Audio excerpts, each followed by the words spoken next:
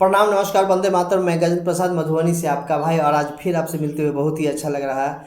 और मैं पढ़ रहा था अनवी लाखर, और इसमें आप जाएंगे जब पृष्ठ संख्या 151 पे, तो आप पाएंगे कि साहब श्री का ट्रांसफ़र 1988 में पटना हुआ था। वहाँ पर डेरा शिफ्ट हो रहा था, और डेरा शिफ्ट होने के क्रम में उनके साथ मधेपुरा से भोला गुरु भाई और जगन्नाथ गुरु भाई भी उनके साथ गए थे। और जब साहब के पिताजी आए, क्योंकि उस दिन वो नहीं थे, उसके बाद जब आए तो उनसे साहब श्री के पिताजी से भोला गुरु भाई और जगन्नाथ गुरु भाई की बातें होती है, और बातों के क्रम में उनसे कहते हैं कि आप शिव चर्चा कीजिए। वो कहे मैं तो शिव चर्चा नहीं जानता, लेकिन उन्होंने शिव के गुरु स्वरूप की बातें कहाँ कहाँ हुई है उन्होंने बड़ी गंभीरता पूर्वक से बातें की हैं। उनका कहना था कि मानस में शिव के विभिन्न स्वरूपों की बात की गई है। वेद में तो नहीं है, लेकिन उपनिषद में एवं अन्य धार्मिक ग्रंथ में बहुत जगह शिव के गुरु स्वरूप की वंदना की गई है, गुरु स्वरूप की बातें की गई है। तो आइए हम सभी दादा श्री यानी हम सभी के जो अध्यात्म पिता साहब श्री हैं, उनके पिताजी यानी हम सभी के दादा श्री से हम सभी शिव के विभिन्न गुरु स्वरूप की बात किस किस धर्म ग्रंथों में की गई है, ये सब हम सभी जानते हैं। और उसके पात्र हैं कौन? तो भोला भैया और जगन्नाथ भैया, वो लोग दादाश्री से बातें करते हैं। तो हम लोग भी सुने क्या क्या बातें हुई। अंधेरा होने से पहले हाजीपुर पहुंच गए।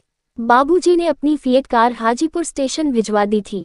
बाबूजी सरकारी काम से राज्य के बाहर भ्रमण पर थे। स्टेशन से उतरकर हरीन्द्रानंद अपने परिवार के साथ गाड़ी तक आए। हल्की बूंदाबांदी शुरू हो चुकी थी। शहर के रामाशीष चौक आते आते बहुत तेज बारिश होने लगी। सर, हमसे गाड़ी नहीं चलेगी, ड्राइवर ने कहा। बारिश के चलते गाड़ी से बाहर निकलना संभव नहीं था। गाड़ी के भीतर ही किसी तरह से चालक की सीट पर आए। अंधेरा आने लगा था। तेज बारिश में गाड़ी आगे बढ़ी। सड़क सुनसान थी। इक्का दुक्का गाड़ी लाइट जलाकर सड़क के किनारे ही खड़ी थी। बेवक्त पानी ने गाड़ी की रफ्तार तोड़ दी थी। लगभग 2 घंटे में अपने आवास पर पहुंचे। घड़ी 8 बजा रही थी। देखा ट्रक लगा है। बरामदे में देखा कि ट्रक लेकर आए लोग बारिश के झटास से भीग रहे हैं और उन्हें ठंड भी लग रही थी। कार से उतरकर सभी दौड़कर बरामदे में आए। हरीन्द्रानंद ने उन लोगों से कहा, भीतर क्यों नहीं बैठते हैं? कोई उत्तर नहीं मिला। देखा दरवाजा तो भीतर से बंद था। मालूम हुआ कि ये घंटा भर पहले ही यहाँ आ चुके थे। नीलम ने कहा, ये बेमौसम बरसात को भी अभी ही आना था। उस पर जगन्नाथ समेत सभी गुरु भाइयों ने संवेद कहना शुरू कर दिया कि दीदी, ये तो सब साहब का ही किया हुआ है। 10 दिन पहले ही इन्होंने मदन बाबू को कहा था कि मैं पटना जाऊंगा तो झूमकर आएगी घटा, टूटकर बरसेगा पानी। अरे भाई, मैं अजीब हूँ ही, मुझको तो याद भी नहीं था, हरीन्द्रानंद ने तपाक से कहा। खैर, दरवाजा खुला। सभी ड्राइंग रूम में आए। चाय बनकर आई। कपड़े बदलकर लोग बैठे। दूसरे दिन देखा गया ट्रक पर लदा सामान पूरी तरह भीग चुका था। तिरपाल की छतरी कोई मदद नहीं कर सकी थी। आए लोगों को मधेपुरा लौटना था। सारे सामान को सुखाने और व्यवस्थित करने के लिए हरीन्द्रानंद ने सभी को 4-5 दिनों के लिए रोक लिया। 3 दिनों के बाद बाबूजी भ्रमण से लौटे। रात्रि में शिव चर्चा का दौर चलता रहा। बाबूजी ने हालचाल पूछा और कहा, मैंने तो मना किया था कि पटना सभी मत आइए, बहुत गर्मी है, पर वे किसी की सुनते तो है नहीं, जब देखो तो अपने मन की करते हैं। नहीं बाबूजी, मेरे साहब ने कहा था पटना पहुंचोगे तो झूमकर बारिश होगी, जबकि पूरे रास्ते में कहीं भी बारिश की संभावना नहीं थी। यहाँ पहुंचते ही ऐसी बारिश हुई कि पूरे मैदान में 3-4 इंच पानी भर गया था। जगन्नाथ ने कहा। बाबूजी ने एक गर्वयुक्त ठहाका लगाया। हाँ, तब तो सचमुच ही उसकी भविष्यवाणी खरी उतरी। उसको बचपन से ही भविष्यवाणी वगैरह का शौक था, अभी भी है। हम सब उसको मना करते रहते कि ये सब बंद करो, लेकिन उन्होंने अपनी जिद से सब कुछ सीखा। शुरू से ही हड्डी खोपड़ी घर में लाते रहते और मैं बाहर फेंकवाता रहता था। मैं ऑफिस जाता, इधर चुपके से फिर अपने रूम में लाकर रख लेते थे। अपने श्रद्धेय के बचपन की बातें सुनने में भोला और जगन्नाथ को काफी आनंद मिलने लगा। दोनों कभी कुछ पूछते तो कभी कुछ। बाबूजी उनका जवाब देते नहीं अघाते। वे दिनचर्या के पक्के थे। वक्त पर खाना पीना, वक्त पर सोना उनकी आदत थी। 25-30 सालों से नौकरी में रहने के कारण उनका जीवन एक विशेष सांचे में ढल गया था। फिर भी आगंतुकों के आतिथ्य में आज काफी देर हो गई। समय का पता ही नहीं चला। रात के 10 बजने वाले थे। माँ बार बार आती और इन्हें गपशप करते देख वापस लौट जाती। संस्कारशील चित्त ने कभी व्यवधान की चेष्टा नहीं की। अंदर जाकर सहायक से कहा, जाओ जाकर साहब से पूछो खाना अभी लगेगा या नहीं। बाबूजी ने भीतर के कमरे से आ रही आवाज सुनकर खाना लगाने को कह दिया। तब तक जगन्नाथ ने कहा, बाबूजी, साहब के बचपन की बातें तो हमने सुन ली, लेकिन कुछ शिव चर्चा कीजिए न।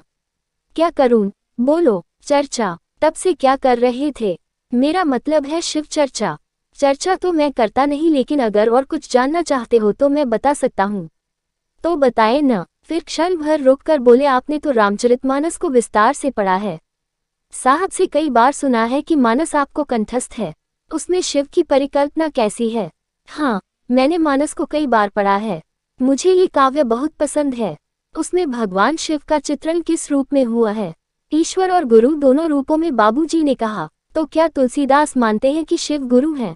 कौन नहीं मानता कि शिव गुरु हैं? शिव तो गुरु है ही। गुरु का मूल रूप में अर्थ ही होता है शिव। तुम त्रिभुवन गुरु वेद बखाना, गोस्वामी जी ने ही कहा है ना। ये सुनते ही जगन्नाथ पूछ बैठते हैं, तो क्या वेदों ने भी शिव को गुरु माना है? बाबूजी कहते हैं, वेदों में शिव के गुरु स्वरूप का वर्णन नहीं है। वेद नहीं मानता, पर उपनिषद और अन्य धार्मिक व अध्यात्म की पुस्तकें उनके ज्ञानदाता स्वरूप का प्रमाण देती हैं। तुलसीदास एक कवि है, और कवि तो कल्पना करता ही है। कवि की यह कल्पना आगे जाकर ऐतिहासिकता की अट्टालिका पर ही खड़ी है। उनकी मात्र कोरी कल्पना नहीं है, बल्कि यथार्थ के धरातल पर अवस्थित है। बाबूजी, इसको थोड़ा ठीक से समझाइए न, सभी ने एक स्वर से कहा। चलो, भोजन के बाद बात करते हैं। ये बोलते खाना खाने के लिए बढ़े। देखो, गोस्वामी जी द्वारा रचित श्री रामचरितमानस में शिव को परमात्मा और गुरु दोनों रूपों में अंकित किया गया। तुलसीदास कहते हैं, बालकांड के आरंभ में, मैं भवानी और भगवान शिव को प्रणाम करता हूँ, जो विश्वास और विश्वास के अवतार हैं, जिनके बिना पूर्ण लोग अपने भीतर भगवान को नहीं देख सकते। मैं भगवान शिव के रूप में उस सनातन आध्यात्मिक गुरु की पूजा करता हूँ, जो आत्मज्ञान से पूर्ण है, जिसके अधीन घुमावदार चंद्रमा भी हर जगह पूजा जाता है। इस श्लोक में भवानी और शंकर की ब्रह्म रूप में वंदना की गई है। ये शिव और शक्ति का संयोग है। दूसरे श्लोक में गुरु रूप में शिव की वंदना की गई है। इसमें गुरु नित्य हैं, बोधमय है, अर्थात ज्ञान के स्वरूप और नित्य हैं। शेष सारा ब्रह्मांड अनित्य है, मरणधर्म है। सारी पृथ्वी चराचर सहित उत्पन्न और समाप्त होती रहती है। उत्पत्ति, विकास और पराभव अर्थात परिवर्तन या विनाश इसके स्वभाव है, जबकि शिव गुरु के रूप में इन गुणों से परे हैं। तुम त्रिभुवन गुरु वेद बखाना, आन जीव पावका जाना। यहाँ भी तुलसी लिखते हैं कि गुरुओं के गुरु, त्रिभुवन के गुरु शिव हैं। नागलोक, नरलोक और देवलोक में आप गुरु रूप में पूजित हैं। माँ पार्वती के मुख से स्पष्ट किया गया है कि मेरे शिव सर्व समर्थ हैं, सर्वज्ञ हैं, सभी कलाओं और गुणों के धाम हैं। योग, ज्ञान और वैराग्य की खान हैं। गुरु रूप में उनका शिष्य बनकर उनसे कुछ भी प्राप्त किया जा सकता है। शिव कल्पतरु की तरह सब कुछ देते हैं, इसलिए उन्हें अवधरदानी भी कहा गया है। वे शिवत्व में शिष्य को समाविष्ट एवं स्थापित कर देने की दया करते हैं। शिव गुरु से दया की याचना करना शिष्यों का प्रथम, सर्वोत्तम एवं आवश्यक कार्य है। बाबूजी की ये बातें सुनकर एहसास हुआ कि हमारे वाङ्मय में महाकाव्य रामचरितमानस ने भी भगवान शिव के गुरु स्वरूप को मान्यता दी है। साहब की बातों का प्रमाणीकरण अब साक्ष्य देने लगे थे। तुलसीदास ने रचनाकार के रूप में भगवान शिव के गुरु रूप की चर्चा की है। शिव का सुंदर, मोहक और अपूर्व वर्णन मानस में मिलता है। वे कहते हैं, आदि गुरु शिव के चरणों का ध्यान भवसागर से पार जाने की सिद्ध नौक है। मानस में भगवान शिव की विशद व्याख्या सुनने के बाद साहब की यह बात अक्षरशः सही साबित हो रही थी कि मेरे बाबूजी मानस की जो व्याख्या करेंगे वो शायद कम ही लोग कर पाएंगे। आज समझ में आया उनके ज्ञान का स्तर।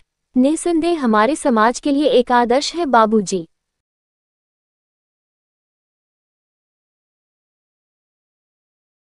निश्चित रूप से हम सभी को यह जानकर अच्छा लगा, और बहुत ही अच्छा लगता है जब अपने बड़ों से हम सभी अपने धर्म की बातें सुनते हैं, अपने अध्यात्म की बातें सुनती हैं।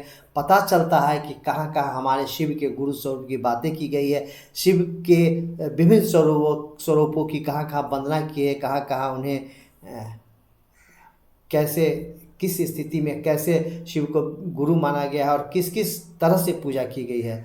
तो चलिए फिर मिलते हैं किसी अन्य वीडियो में, तब तक के लिए प्रणाम, नमस्कार, वंदे मातरम।